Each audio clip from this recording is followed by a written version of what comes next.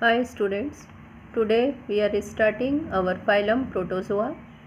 This is the first phylum of non-chordate animals. Minute, microscopic and prime animals means they are very small animal. We can see them with the help of microscope only. We can't see them by naked eyes. They are preliminary or prime animals. They stay in marine or fresh water. Unicellular means they have presence of single cell. Solitary or colonial, either they stay in the colony or they stay alone.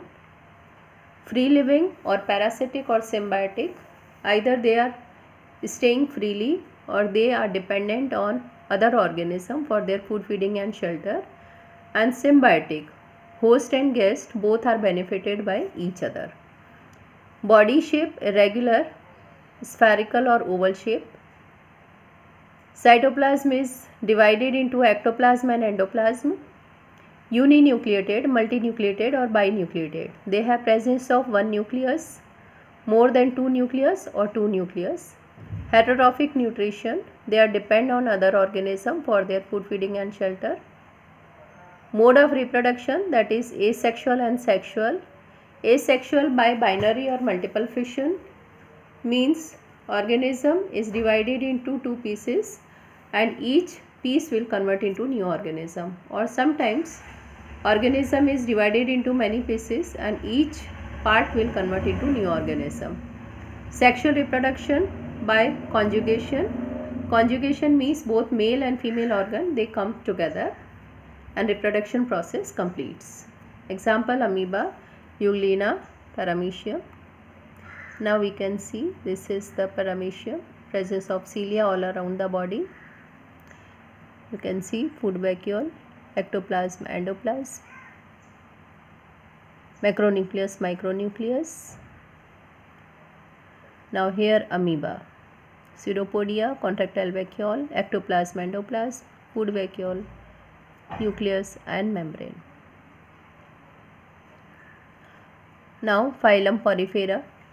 Unicellular, as I said you, single celled animals, simplest multicellularity. Some organisms they have multicellularity also, means they have presence of more than one cell. Diploblastic, in embryonic stage, two layers, ectoderm and endoderm, which we have studied already. Presence of pores all around the body, and these pores are known as ostia. Ostia opens into a particular system that is known as canal system. Canal system is having canals and chambers lined by flagellate cells, and these cells are known as choanocytes. Again I am reading. Canal system is having canals and chambers which are lined by flagellated cells, means which are lined by particular type of cells, those who have presence of flagella, and these cells are known as choanocyte.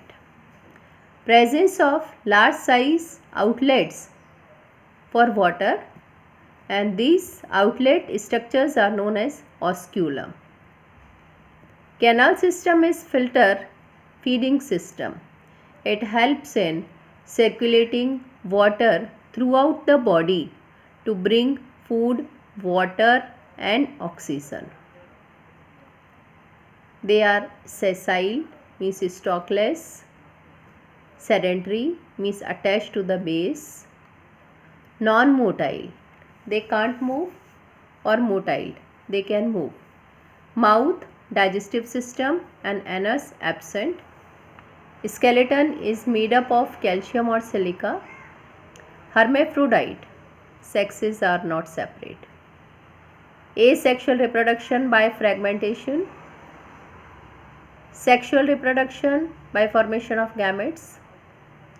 Fertilization is internal, means fertilization or syngamy or fusion of gametes takes place inside the body of the female.